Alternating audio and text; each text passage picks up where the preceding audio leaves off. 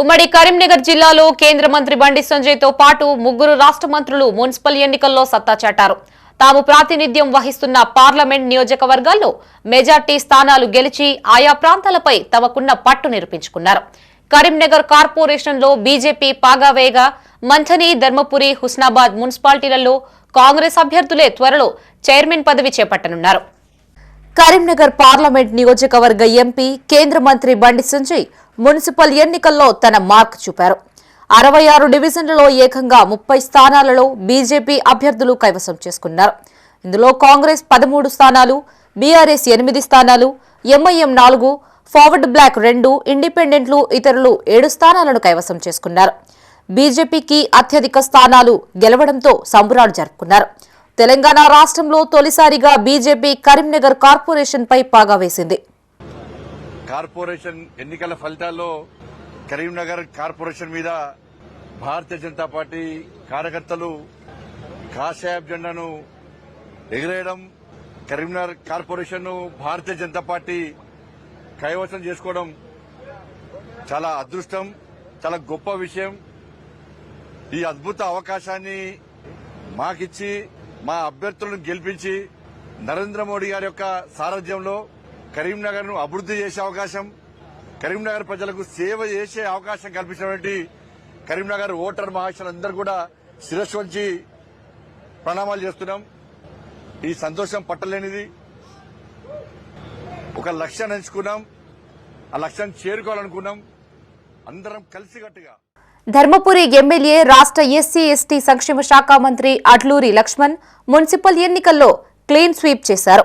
15 వార్డులకు 15 సీట్లు గెలిచి ధర్మపురి మున్సిపల్ పై కాంగ్రెస్ జెండా ఎగురవేశారు. మొదటిసారి ఎమ్మెల్యేగా ఎన్నికైన మంత్రికి స్థానిక ప్రజలు అండగా నిలిచారు. ఆయన పిలుపు మేరకు మున్సిపల్ ఎన్నికల్లో కాంగ్రెస్ అభ్యర్థులను అత్యధిక మెజార్టీతో గెలిపించారు. 15 వార్డుల ప్రజలకు, ధర్మపురి 149 గ్రామాల అన్ని వర్గాల ప్రజలకు నా ఊపిరి ఉన్నంత వరకు, దేవుడు నాకు శక్తి ఉన్నంత వరకు నేను ఇదే నిజవర్గంలో ఉంటా. ఇదే నిజవర్గంలో రేపు 3 సంవత్సరాల ఓటు హక్కు తీసుకుంటా. ఇక్కడనే స్థానికుని అయితా, ప్రజల మధ్యలో ఉంటా.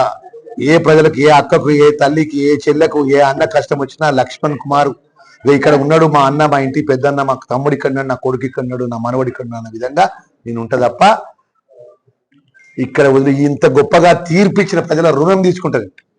పెద్దపల్లి జిల్లా మంథని నియోజకవర్గం నుంచి రాష్ట్ర ఐటీ పరిశ్రమల శాఖ మంత్రి శ్రీధర్ బాబు ప్రాతినిధ్యం వహిస్తుండగా ఆ మున్సిపాలిటీలో కాంగ్రెస్ పార్టీ జయకేతనం ఎగురవేసింది. మొత్తం 13 వార్డుల్లో 11 కాంగ్రెస్ హస్తగతం చేసుకోగా బీఆర్ఎస్ ఇతర పార్టీలు చెరొకటి సొంతం చేసుకున్నాయి.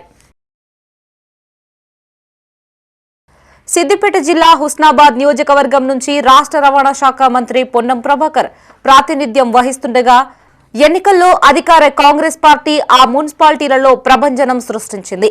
పట్టణ ఓటరు హస్తం వైపే మొగ్గు చూపడంతో మొదటి రౌండ్ నుంచే కాంగ్రెస్ అభ్యర్థులు స్పష్టమైన ఆధిక్యతను ప్రదర్శించారు. మున్సిపాలిటీ మొత్తం 20 వార్డులకు గాను 16 వార్డుల్లో కాంగ్రెస్, 4 వార్డుల్లో బీఆర్ఎస్ పార్టీల అభ్యర్థులు గెలుపొందారు. ప్రజాస్వామికంగా ఎక్కడ కూడా ఎటువంటి మీ శాసనసభ్యులు, ఉదాహరణ కరీంనగర్ లో పైసలు వంచుతుంటే పట్టుకుంటే పోలీసుల జీబులకే దించేసుకోనో, ఇంకో రకంగానో మీరే ప్రజాస్వామ్యాన్ని హేళన చేసే విధంగా ప్రవర్తించారు చాలా నియోజకవర్గాల. మేము ప్రజాస్వామికంగా ఓటర్లను, మా ప్రభుత్వ విధానాలను వివరించడం, మా ప్రభుత్వ ఆలోచన చెప్పగలిగినాం. సంక్షేమ కార్యక్రమాలు ప్రజల దగ్గరికి నేరుగా, అది ఉచిత బస్సు కావచ్చు, ఇందిరమ్మ ఇండ్లు కావచ్చు, రేషన్ కార్డు కావచ్చు, సన్న బియ్యం కావచ్చు, 200 యూనిట్లు కావచ్చు, వడ్డీ లేని రుణాలు కావచ్చు, రైతు భరోసా, రుణమాఫీ, అదేవిధంగా బోనస్ కావచ్చు, 70,000 ఉద్యోగాలు కావచ్చు. మేము చెప్పిన మాటకు ప్రకారంగా ప్రజలు విశ్వసించారు. భవిష్యత్తులో ఇంకా జరగాలనేటువంటి ఆకాంక్షతో ఓటేసినారు.